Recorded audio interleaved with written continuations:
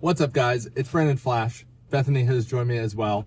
And today I wanted to talk about renting an EV in Norway, because that's something we have done and are doing. We're in our rental EV in Norway right now, a Volkswagen ID.3. I'll have a separate video talking about the ID.3 itself, but I just want to talk about the rental car experience. And if you're watching this, you're probably considering going to Norway and probably looking and seeing that there are options for both gas and EV rentals, and you're wondering, should I rent an EV? I hear a lot of things about EVs in Norway, but I don't drive an EV myself. Should I do it? And that's what we're here to talk about.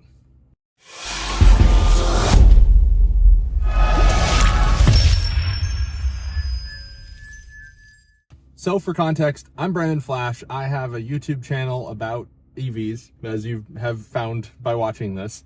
But if it's your first time here, definitely hit the subscribe button. I have tons of content about EVs. Hopefully, if you're watching this, you're at least a little bit interested and potentially even considering experiencing one and potentially even buying one. And this is my wife, Bethany.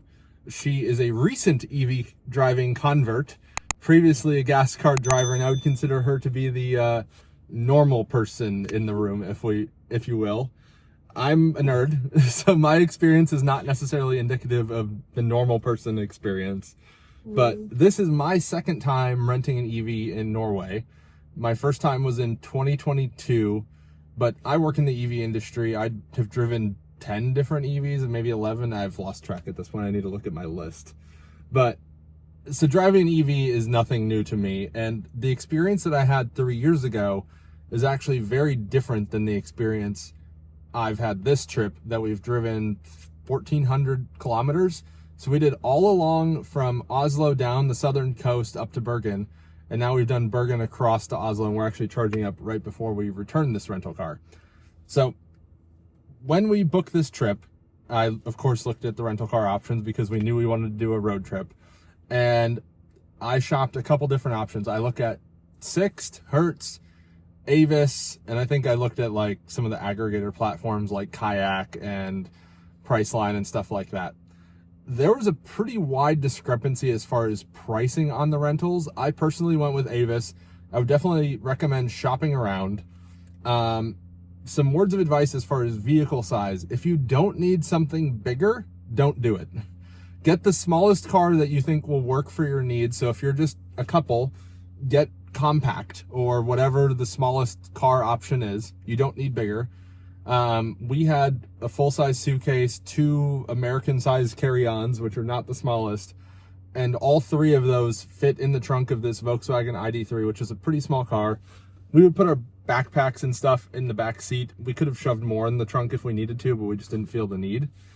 But as far as the cost of the renting goes, the prices that I saw from Avis were actually about half the price of Hertz and Sixt for the same class vehicle, which this is considered a compact elite electric, which is Volkswagen ID.3 or similar, which we got an ID.3. So we got exactly what it was. I'm really not sure what the other contenders would have been for this size car. I guess you probably would have been upgraded most likely if they didn't have this available, potentially to something like... Consider the BMW one similar size. The i3? Mm-hmm. I don't think they really have those as rental. Those are pretty short range. Mm-hmm. But also worth noting that this ID.3 is a pretty short range vehicle. It's rated for probably about 200 miles of range. Somewhere, what is that, like 350, 400 kilometers of range roughly. Right now we're charging, it's at 78%. It's showing 318 kilometers of estimated range remaining. But again, back to the main topic of the video, which is renting in general an EV in Norway. So Norway is an interesting market. It's unlike anywhere else in the world in that 95% of new cars sold, or actually probably higher at this point, I think it's like 98 last I checked, on a quarterly basis, are fully electric cars. That's not including hybrids. That's not including plug-in hybrids. Those actually go into the remaining 2 to 5% or whatever, depending on that quarter. It fluctuates a little bit, just depending on fleet sales and things. But what that means is that well over 50% of the cars on the road in Norway So just cars in existence that people have in their garage that they drive are electric. And what that means is that there's charging everywhere.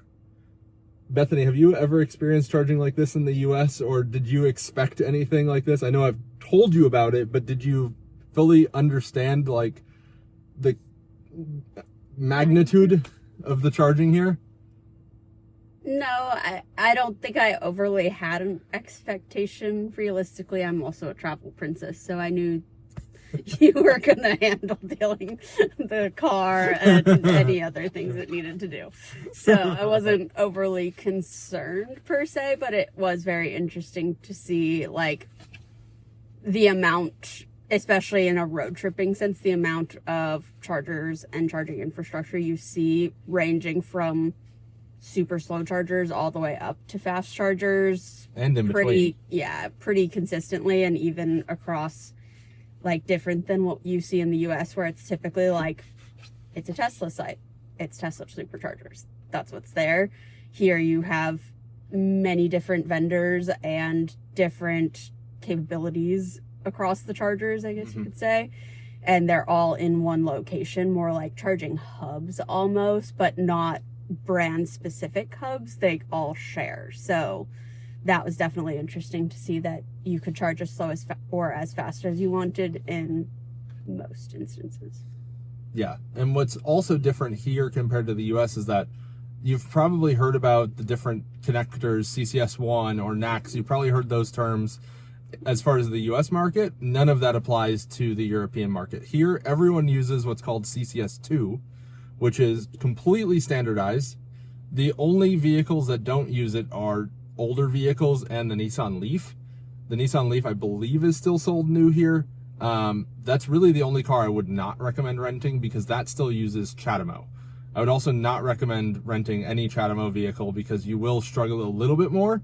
I mean, even CHAdeMO infrastructure realistically is everywhere, but it's going to be more difficult than if you just have a CCS car. And CHAdeMO cars charge slower as well, so that your experience will be a bit worse. But if you're just driving around, any EV will do. We did 1,400 kilometers, and charging was never the limiting factor for us. We would start our day with 50-60%, mostly by choice, because I would just not charge it the night before. And then we would drive most of the day without having to charge, which is completely different than in the US, where we want to start with 100% and then we're charging within the first 2 hours. Because I think a lot of people don't realize also is that the speeds here that you drive are a lot lower than in North America. Here, it's pretty rare you're going to see 70 miles an hour, or even more rare to see above 70 miles an hour, unless you're only going on like between Oslo and north. But if you're going along the coast, if you're going to Bergen, you're going to be seeing 100 kilometer speed limits or less, typically even like 70, 80 kilometer speed limits, which that's pretty low and is actually a great sweet spot for EVs because you get so much range and the EVs are super efficient. So, I mean, overall, if you're renting an EV, don't hesitate. Before you go, download the Elton app and set it up with your credit card and everything just so that it's ready to go. I would also recommend having cellular data of some sort here. You'll probably struggle if you don't, not just with the EV, but just in general. I mean, there's a lot of things here that are pretty car or web oriented, like QR codes and such. And then also beware that American Express is not readily accepted here, at least not like the US. It's more common, I'd say, than in other European countries, but still not as common. But if you have a Visa or probably a MasterCard, you're totally fine. A lot of chargers do have payment terminals now, but some of them can be a little bit finicky and may not accept US credit cards. But the Elton app will work with just about every charging network in Norway, and you'll be able to get anywhere you want to go. You don't need to do any fancy route planning. I would say if you're looking at a map and you don't see anything for miles, make sure you have some charge. But realistically, you'd be doing that exact same thing in a gas car. If you saw you were at a quarter tank and then you see you have 30, 40 miles or 50, 60 kilometers of driving with nothing in between, you probably want to make sure you have some gas there as well. But basically anywhere there's a bit of a population center or kind of a travel hub, if you will, there will probably be some sort of charger. There's, of course, there's slow charging, there's 50 kilowatt charging, then there's 300 plus kilowatt charging. 50 kilowatts great if you're going to be there a while. Slow charging is great if you're spending hours there. Yeah. And then fast charging is what you'll want to use when you're on the road. So that's 150 plus kilowatt charging. And for most of the EVs on the road here, it doesn't matter as much, because realistically, if you're charging for 25 minutes or 30 minutes, you're probably enjoying all the beautiful nature anyway, that you're probably not just sitting in your car waiting for it to be over as fast as possible like you are in the US. Yeah, you don't really need a car like in the same sense you would in the US. The US is obviously not super public transportation friendly, I guess is the way to say it. So here, like, we stayed in Oslo and did not have the rental car whatsoever, because we were able to walk around, use public transit, do whatever we needed to do pretty much without needing a car. And a car would have been more miserable to have in the city. And it would have been expensive to rent it and park it. Correct. So I would also, to add on to Bethany's point, I would consider whether you actually need a car or not. If you're just flying into Oslo and then exploring Oslo, there's a great high-speed train that goes directly from the airport to city center. That's what we took to get in. It's either 11 or 22-ish dollars. There's the regional transit train, and then there's a specific like airplane one. That one's double the price. They're both about the same speed, so definitely pay attention when you're looking at it. You want to do the VY train, VY, not the fly to get. Of course, I mean, do what you want, but I would recommend taking There are perks to the other one. Yeah, the other one you can like print your luggage tags and stuff, which could be helpful, but I would pay half the price personally. That's what we did. Yeah, I mean, it worked just fine. Either way, get you from the airport to city center, but maybe on the way back there are some benefits to taking the fly to get.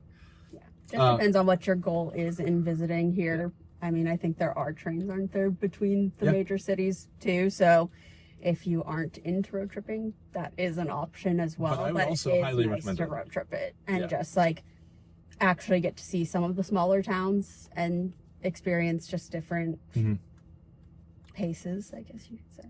Yeah. And you can also take a cheap flight from Oslo to Bergen if you want to do that as well. The train is a bit slow, but I would recommend in some way getting out into either along the coast or into kind of the middle of the country, whether it's by car or by train, something on the ground, so that way you can truly experience what Norway has to offer beyond just Oslo and Bergen. Oslo and Bergen are great, don't get me wrong, but there's a lot more to Norway than just Oslo and Bergen that are cities. There's beautiful fjords, there's stunning landscapes that are glacier swept, that, I mean, it looks like Scotland almost, but obviously it's not. There's crazy lakes. It's just unbelievably beautiful here, and I could not recommend visiting Norway more. I agree with that. You get a lot out of driving around it, I would say. I mean, it's something that we do regardless pretty much of where we go. So, and some would say that we wasted 5 days by road tripping around Norway, but my counter argument to that would be that the journey was our destination, if you will. Like, our goal each day when we were road tripping was not to go from point A to point B. It was to enjoy the journey along the way and actually see things as we went. Whereas in the US, I'd say we're more often trying to go from point A to point B as quickly as possible, reasonably. Norway is definitely seemingly more built for people who enjoy nature. So especially if you enjoy that aspect, there were plenty of lookouts to stop at. There were lots of trails that you were passing, things like that. So like if you wanted to be road tripping and go take a bike trail and see something else, like, or hike, you easily could do, hiking, anything. You could easily do that throughout the road trip. That's not overly our thing, but we enjoyed it regardless. Like, we kind of like the balance of enjoying the city time. He obviously has more interest in the charging infrastructure stuff, but at the same time, it's still an interesting thing to see as a curious person who just wants to understand and become more educated about different things and experience different cultures. Yeah, I think the culture of Norway that you see in the city is different than the culture of Norway that you see in the more rural areas. as with most places. Yeah. I would also encourage build some buffer time into your plans. Don't fly to Norway and have this like crazy go plan in your head as if you're in the US, because I think you're going to find that you're going to move slower than you anticipate and you'll probably cover less ground than you anticipate. Yes. And that's totally fine, but you just need to be aware of that and plan for that. And I would really encourage checking out the road trip series that I'm going to be putting out or have already put out, depending on when you watch this. Even if you just watch bits and pieces and skim through them, I think you'll get a good glimpse of kind of the pace of travel.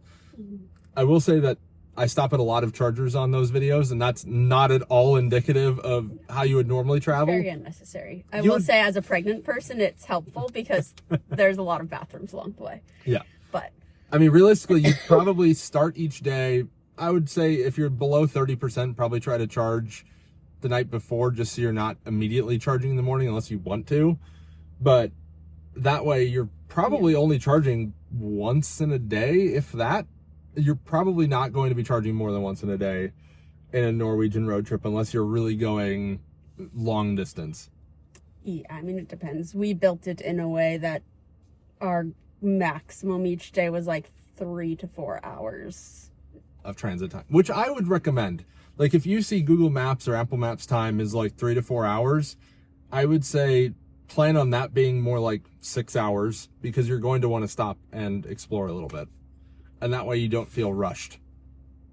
Yeah. And I mean, we still did, like, we had plenty of days throughout the trip that we actually did kind of the tourist things in different spots. Like we took a boat tour in twice Stavanger in and in two Bergen. different situations before we left on a road trip afterwards, kind of thing. So, and still got to stop and eat lunch, got to stop and make some videos, because that's what we do.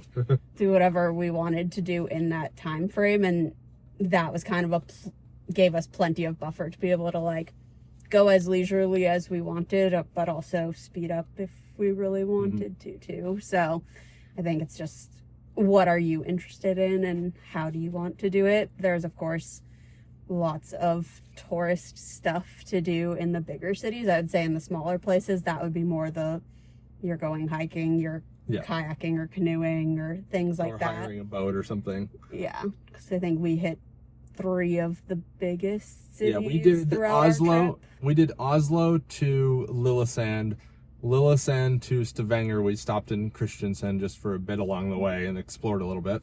And then we did Stavanger to Bergen. We did Bergen to Lærdal, and then Lærdal now to Oslo, plus or minus. Yeah, and some of those are big places, some are not as big of places. Yep. But I'd say along the way in all of them, you have kind of a big place to stop. Yeah. And I'd say, I mean, it's surprising how available things are here, even in the small towns. Yeah. Like if you need groceries or whatever, you'll be able to find that just about anywhere. Yeah. Don't look for like a supermarket like you'd find in the US. You won't find that. Really. Yeah. But look for like the Rema 1000, the Circle K, the 7-Eleven, Mini Pre, Joker. Those are the kind of places that you'll be able to get grocery type things. So this isn't a full Norwegian road trip adventure video, but hopefully this helped if you're considering renting an EV in Norway. And if you have any questions, comment down below. If you haven't already, hit the like button, hit the subscribe button. See you guys on the next one.